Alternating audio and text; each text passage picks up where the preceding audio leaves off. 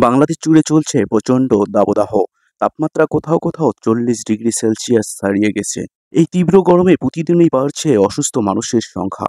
Heatstroke, পানিশূন্যতা, মাথা ঘোরা, বমি আর দুর্বলতা এসব এখন সাধারণ ঘটনা হয়ে দাঁড়িয়েছে। বিশেষ করে শিশু, বৃদ্ধ আর যারা মাঠে কাজ করেন তাদের ঝুঁকি সবচেয়ে বেশি। কিন্তু একটু সচেতন হলে এই বিপদ এড়ানো সম্ভব। চলুন কয়েকটি উপায় জেনে রাখি। একটু মনোযোগ দিয়ে দেখুন এবং মনে রাখুন। যতটা সম্ভব রোদ এড়িয়ে চলুন। দিনে অন্তত ৩ থেকে ৪ লিটার বিশুদ্ধ পানি পান করুন। ঢিলেঢালা হালকা রঙের সুতি জামা পরুন। রোদে বের হলে ছাতা বা টুপি ব্যবহার করুন। মাথা ঢেকে রাখুন। দুপুর ১২টা থেকে ৩টা পর্যন্ত খুব বেশি প্রয়োজন না হলে ঘরের বাইরে যাবেন না।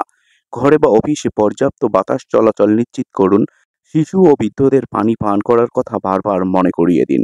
লক্ষণগুলো জানাও জরুরি। খুব গুরুত্বপূর্ণ এই টপিকটি শুনুন। কখন কিভাবে এমন পরিস্থিতি সামনে আসবে অথবা নিজেই আক্রান্ত হয়ে যাবেন বলা মুশকিল। তাই এড়িয়ে যাবেন না, মনোযোগ দিয়ে শুনুন।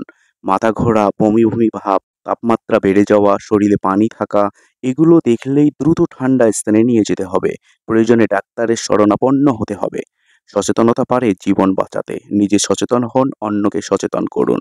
প্রচণ্ড গরমে সাবধান থাকুন, সুস্থ থাকুন। সাধারণ জনগণের সচেতনতার স্বার্থে বিভিন্ন উৎস থেকে তথ্য সংগ্রহ করে আপনাদের সামনে উপস্থাপন করা হলো।